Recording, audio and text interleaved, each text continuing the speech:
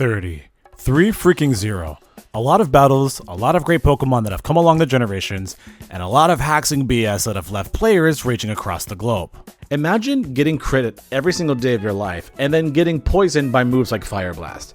You tell me how that happens? Because I have no idea. Welcome one and all, G-Rat here, and I'm going to be doing a hardcore Nuzlocke of one Pokemon game from each generation with a single type, and in this case we're going to go with Pokemon Yellow with all grass types.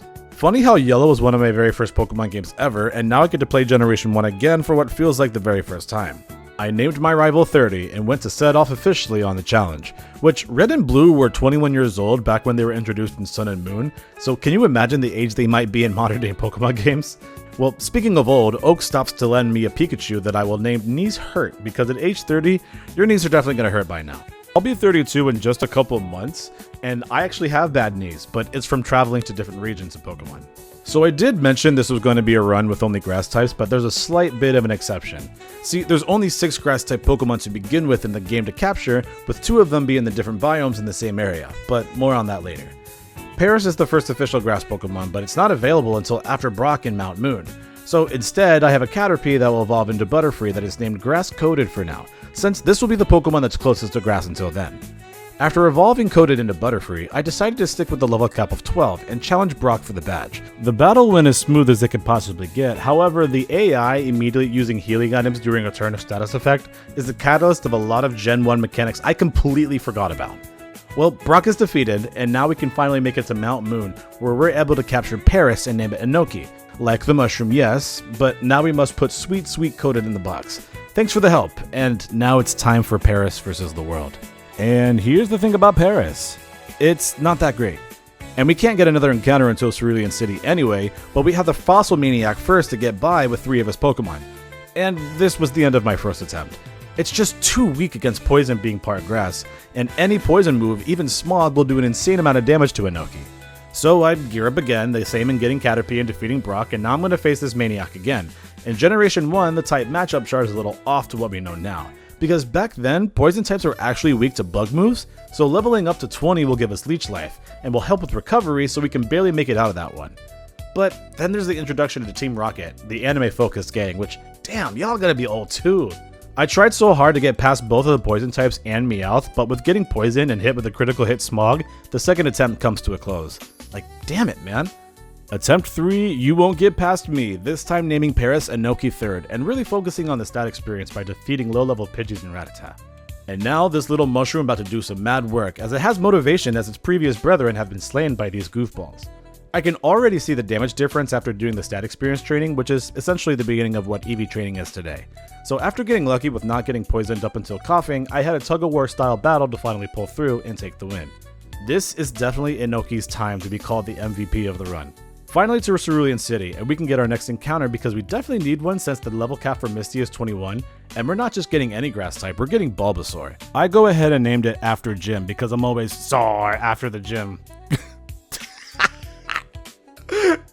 Okay, alright. It's so stupid. Okay, that was ridiculous, yes, but funny thing is, I'm actually recording this in January, and usually in this month, everyone is so motivated to go to the gym, so it's insanely packed. I don't really have the time to use these machines in rooms that I want to because it's shoulder to shoulder, so I have to solely focus on 1 or 2 machines for a good while before leaving, and, well, that's why I'm just really sore right now. Moving on, so I can get 2 more encounters technically before taking on Misty, but that would unfortunately make my Pokemon go over the level cap, plus 30 leads with a higher level Spearow that will basically one-shot both Pokemon.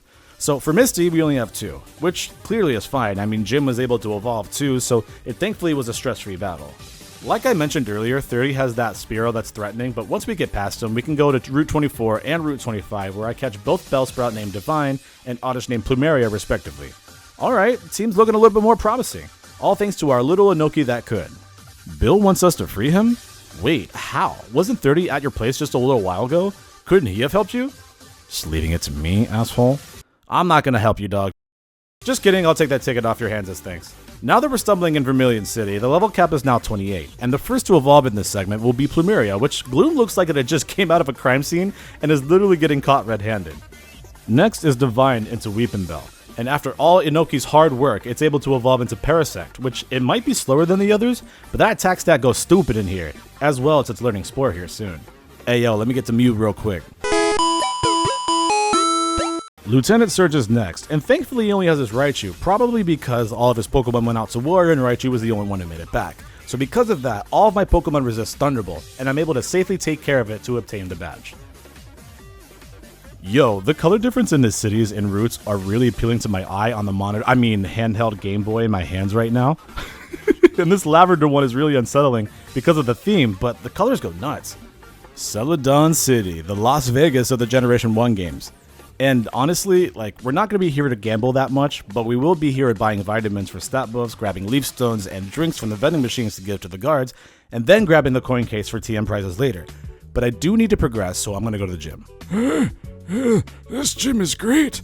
He's full of women. Oh, hell yeah. Let me get in that real quick.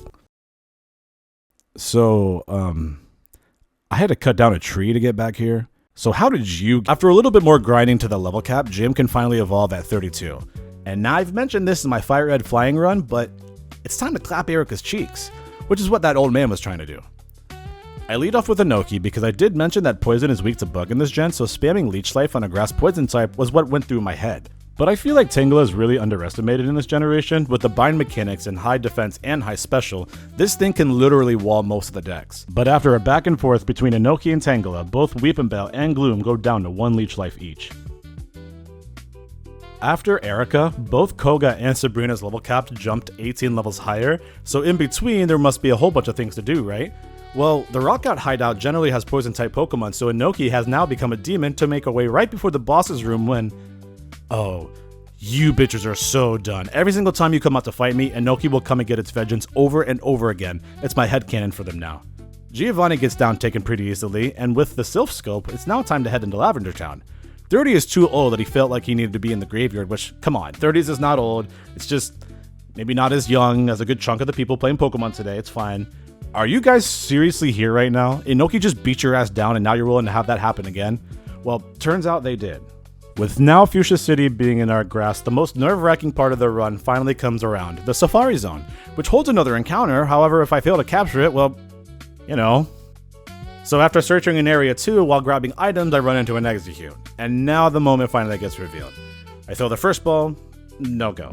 I throw the second one, also a no-go. So I took a second to pause, decided to click ball again, and walked away. But then when I come back, I see this screen. I name our new Psychic Pokemon the Tropics, and did some stat experience training as well as actual grinding against everyone spamming Psychic. Once Tropics hit level 28, it learned Leech Seed, which I was now happy with the moveset, so it could evolve into Executor with the Leaf Stone. Before taking on Koga, and to kind of get everyone else at a higher level, I figured it might be easier just taking on Sylph and killing 2 birds with 1 stone in the situation. In doing so, I held out on Divine and Plumeria evolving with the Leaf Stone, until Divine learned Razor Leaf, and Plumeria learned Petal Dance until level 38. Clearing the rest of the building, we get through 30 and our favorite Inoki victims before taking Giovanni down as well. It's Koga time, and I'm honestly under-leveled, but it's okay because Inoki and Tropics handle it fine. Now that we have Surf, it's time to go get our last encounter south of Pallet when... I can't find Tangela anywhere. Am I just getting unlucky? Well, let me see what the encounter rate is. Wait, what? It's in the Safari Zone in yellow? Wait, hold on, did I really overlook that? I really did, holy crap. Well, it was at this point that I just made a decision. In Pokemon Yellow, certain Pokemon will only spawn in certain areas, unlike the Nidoran line, for example, that appear basically anywhere. I caught Tropics in Area 2, and Tangela is only available in Areas 1 and 4. So for this particular run, even though they're both from the Safari Zone, Tangela is found in a separate area than Execute, so I'll allow the capture, since there is only 6 Pokemon of grass types to begin with. So then I set off on a mission, which literally took 25 minutes of back and forth and encountering, and still no Tangela. Mind you, this is 25 minutes of real in-life time, not in-game time, because I was using my speed-up function on my handheld Game Boy, and 25 minutes of no Tangela? Are you freaking kidding me? After that rant, I went on for an additional 6 minutes, and then I finally find the Tangela. I was so frustrated on not finding it because it literally is a 4% counter in this area, so I throw a rock at it. It got pissed, but then I guess it felt bad for me because I legit caught it immediately after that, which, okay, finally we have a full team. Was it worth? Well, I definitely hope so. At this point in the game for Sabrina, I'm able to get everyone else towards the level cap because Alakazam can be very scary, but we pulled through without a hassle. The real hassle will now be Blaine, and also this car alarm that's going off in the middle of me recording right now, and I hope it doesn't catch on the mic. But Blaine has the exact Pokemon just to blaze through the entire team. But we have to go with something, and the only thing I can think of is to cheese them with Plumeria using Sleep Powder on Ninetales. Once that's done, I swap into Inoki, which I taught Swords Dance to it, and after getting to +4, I start clicking Dig over and over again. Thankfully, not getting birds were crisp. I'm not too sure how Gen 1 AI just uses random moves until it literally sees a kill, but then sometimes that doesn't even happen. Oh well, Volcano Badge finally got. Last of the Viridian City Gym, which is less stressful on the squad because this is a ground type gym. So once we get to Giovanni himself, we can take him on. I just let Plumeria go in as a lead again and Petal Dance his Dugtrio and Persian back to back. Once Needle Queen comes out, I swap into Gym to Leech Seed, to then swap into Tropics after that to spam Psychic on the Queen and King. Then, for the new and improved Worth, to Mega Drain the Rhydon for the final badge of the game. 30 tries to stop us yet again before getting into the Elite Four, and since his team is a little lower level than us at the moment, we can handle it just fine. I think the Flareon's just a little bit more on the scary side though. And now through the perilous Victory Road, which now that I'm here and looking at it again in editing, this Victory Road, the one in black and white, the original black and white, and X and Y's Victory Road are all trash. Please go away. Do not like that one at all. But Gen 3s, Gen 4s, hell, even Gen 7s, great. Those are fantastic Victory Roads. I was fine with that. And Gen 2 doesn't exist. Doesn't exist. You want to tell me that Silver clear throughout the entire way, throughout all the Victory Road, just because he wanted to battle us at the end and everything? We couldn't get any level ups in that cave because, I don't know, who knows? At the Indigo Plateau, it's now time to get everyone else up to level 62 to match the level of Lance's Dragonite, because we are gonna need as many levels as we possibly can get. Because there aren't any held items that we can possibly get just yet. Also, we can only heal in between battles, of course, and on top of that, the move pools are not great in Generation 1. So, here we are with the grass types, half of our team is part poison, and we're gonna have to go up against bad matchups here pretty soon, but let's do this. Alright, you know the drill. Lorelai's first, and this is a double-edged sword matchup, which most of our ice types are part water, but grass is weak to ice, so one wrong move and it could all be over. She leads with Dugong, and Jim comes right out to immediately crit with Razor Leaf for the knockout. Cloyster took the same fate as well, honestly, and Slowbro comes out after, and I didn't think it would go down, but of course I was wrong with the crit. I can't swap now with an Ice Punch coming from Jinx, so I just gotta take it. And I do with a crit coming my way, as I can just take her down with another Razor Leaf. I have to swap now, so I go into Plumeria, which dodges a massively crucial Blizzard. So I go for Petal Dance and then get hit with a Blizzard that doesn't freeze to win the battle the next turn. Bruno's next, and I didn't prep a single thing for this fight in all honesty. I put Divine up front, set up with Growth on his Onix, and then proceeded to Razor Leaf everything, including his Machamp with zero issue. Agatha is not as scary as she sounds, because remember, bug moves are super effective on poison types in this game, and I have an Executor at the ready. But I don't want Tropics to get paralyzed with Lick, so I lead with Plumeria to put it to sleep and then swap into Tropics. But Gengar swaps into Golbat instead for some reason to take the Sleep Powder. This might be better for me now that I can just spam Psychic starting with Golbat and then click nothing else. With the exception of Bruno, I think Lance is the only person that I've had to fight in 3 different scenarios with 3 different games, 3 different hardcore Nuzlocks, and 3 annoying battles. So, here we go then. Was It Worth is going to answer to us by using Toxic, and then spamming Bite on Gyarados to whittle it down with Toxic damage, and then do the same thing with Dragonair next in line. Thing is, I'm afraid of the future Aerodactyl that'll be coming in later, so I need to save my highest defensive Mon for it. So before Dragonair goes down to Poison, I swap into Tropics as an Ice Beam without critting. Aerodactyl is here now, and it goes for Fly, and Tropics goes down to a critical hit.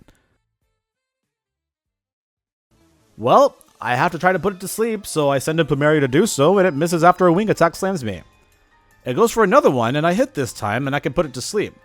I go for Petal Dance, willingly knowing that I'm sacrificing Plumeria to the incoming Dragonite, but it'll help me get a free switch into the next Pokemon to take Dragonite down. Goodbye, Plumeria, you are one hell of a lead, let me tell you. Inoki comes out next, so I can 100% land with Spore before Dragonite lands a critical hit Blizzard. Jim, you're up next, and we need to Leech Seed it before possibly taking a Fire Blast or a Blizzard, and thankfully no crit and a little recovery here. And now I'm trying to find the best way to sack a Mon that's expendable during the champion fight, and after a little bit of thinking, here's what I decided. Razor Leaf does in fact crit, but Dragonite lands with a Fire Blast with no crit and no burn.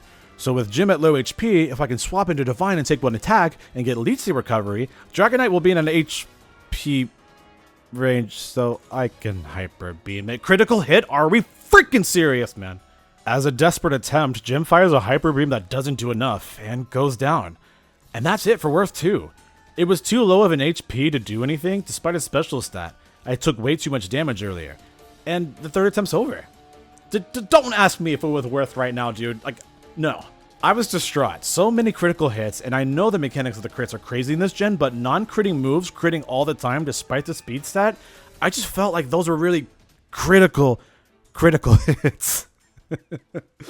God, man, that's so lame. But I'm sure you've seen the time left in this video already. Did you really think I was going to let it end there? You're joking, right? Like, what kind of Pokemon hyperfixation would I have if I was just going to let the very first video out of 9 for this series be a complete flop in the end? No, we're not done. Everyone needs a redemption. So attempt 4, I'm coming for you. So I go through everything again, not messing up with the encounters. Attempt 5, I'm feeling alive. So I go through everything again, not messing up with the encounters. Oh my god. Why is Execute so much easier to capture than just some Pokemon with horrible bedhead? This time around, I focused a lot of my money that I earned at the Celadon department store buying so many vitamins to help with stat distribution, mostly focusing on speed. If I'm going to get a critical hit all the time, I might as well dish out the same thing too with non-critting moves. By the time I got back to Indigo Plateau, the moves on the squad have changed slightly in order to avoid all the nonsense that may come up if I have to make it back to the Lance battle. But here we go again, everyone. My Pokemon all have an exclamation mark in their name as a declaration of their revolution. I also noticed in attempt 3 that Jim didn't really hit the weight room that much against the Jinx, which made it take a very heavy Ice Punch. So I swapped my strategy. The one and only lead comes out to put Dugong to sleep. Once Jim is out there, I have it set up Growth, which I didn't have that before, and set up to +3 before knocking everyone out with Razorleaf, with Jinx and Lapras just being a massive tank, even against that crit. Bruno, you get your ass beat again. This time around Agatha, I said screw that noise and threw out Tropics to spam Psychic and win again. Against Lance, I have a very safe strategy, however I missed my very first Sleep Powder for a Dragon Rage from Gyarados to chip Divine down. I'm still okay if I hit this other Sleep Powder, but I miss again and you know what happens, y'all. Let's play a game of Will It Crit? It sure fucking will. I'm tired of this shit. I swear to God I'm tired of this shit. I have to put Gyarados to sleep, so I'm sending in Tropics to use Hypnosis, but Gyarados wakes up turn 0. Like, that's so broken. Like, why would you wake up the moment I put you to sleep? I'm glad that was taken out. I think that makes up for the turn used to wake up to act as your move, but regardless, there's no damn way that should continue. After getting Reflect up, I can put it to sleep again and get a Leech Seed off. By this point, Tropics has taken too much damage, so I swap into Jim to start setting up Growth as it misses Hyper Beam. Thank God. Like, thank you for missing. But I am able to whittle down Gyarados a little bit more as it leers me, but then Lance uses a Hyper Potion. This is a problem now since Gyarados is just going to Hyper Beam me again, but thankfully no crit. So on the recharge, I set up one more Growth, and I'm sure I can take it out with Razorleaf on the next turn, but it lives. And then I was sure good old Jim was going down this turn, but then Jim survives? Like, how? Well, it doesn't matter, but I'm going to save this thing for later, so I go into Worth for a combination of Bite and Leech Seed damage to take that monster out. I'm in a similar position to last time that we battled this Dragonair, so I'm able to Toxic and Bind it all the way without getting attacked for a single hit point. The other Dragonair, I expected it to Ice Beam, but then I can do the same thing as last time to this one. Now, I'm at a very good amount of HP for the next Pokemon, but I need to save it. So I'm going to go into Plumeria for a very specific reason. If I do this now and take damage from the Dragonair as it goes down to Toxic, I expect Aerodactyl to come out and then test the AI to see if it would go for Wing Attack instead of Fly. I know, really good time to test this out now in the middle of a heated Elite Four battle. The only reason I'm not attempting this in the first place is because in attempt 3, Tropics was at full health when Aerodactyl clicked Fly. So if Plumeria were to take damage as it comes out, maybe instead it will try to see a kill with Wing Attack? I mean, whatever was going on in my head anyway, it worked out. Because I do see a Wing Attack come out and there's no crit. And then I can finally land a turn 1 Sleep Powder. The gods are listening. Well, this was a back and forth situation because I didn't want to make the leader go down as a sacrifice again, so I decided to spam Absorb for as much recovery as I can. Plumeria is able to fully heal up as Aerodactyl wakes up, and just like I thought, Vileplume is at full health, Aerodactyl shoots right up in the air. I'm not swapping, but it's time for another game of Will It Crit? You know the rules, let's see what happens.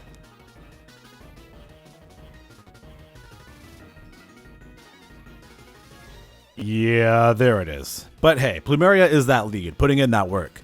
But this makes things so much easier because I can go back into Worth and Mega Drain after a wing attack, and now that because I put so many Carbos into Tangela, I surprisingly outspeed Dragonite? I was expecting to tank a move and then Toxic, but this works out so much better. You know what? It saves me all the switching. Both Victory Bell and Vileplume met their demise, but it was also funny that they've been with each other since their very beginning. Both on Route 24 and in Route 25, both providing support and offense when we needed it. Both holding out on their evolutions until level 38 to then both evolve with a Leaf Stone, and then both going down in the same exact battle. And now we carry on their legacy into the final battle against 30. He's here. I bet his knees have been hurting just climbing to the top, but I've been putting in more work, so my knees hurt worse. I know that for sure. You can't tell me nothing.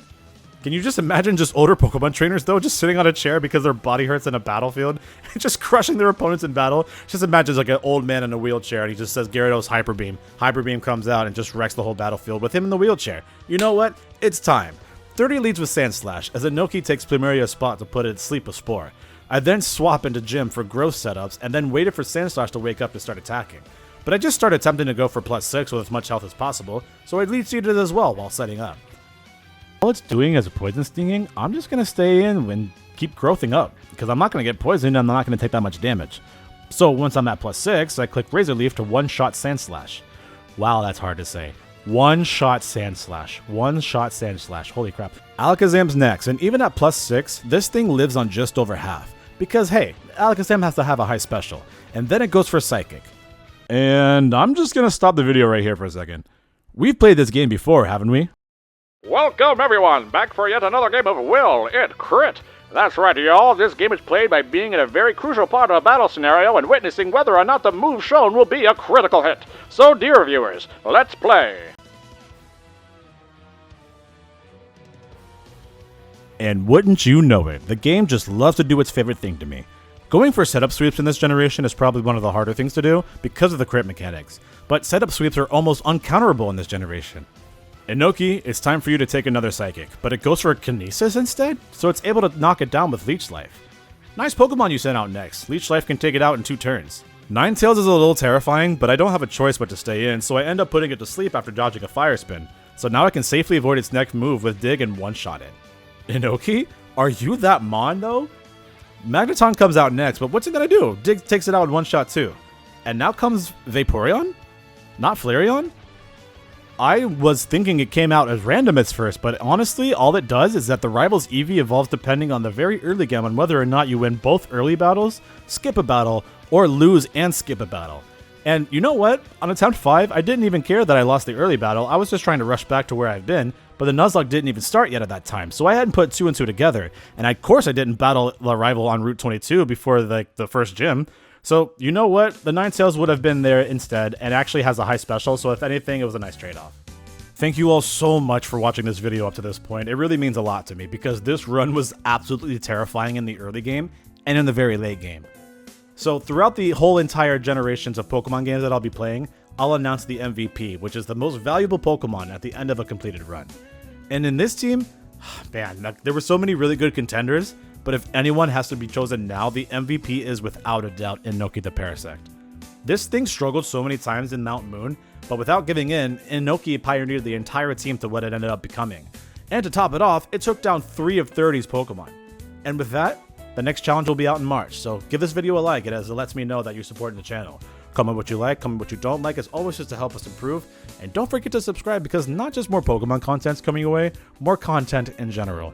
So be safe, and I'll see you next time.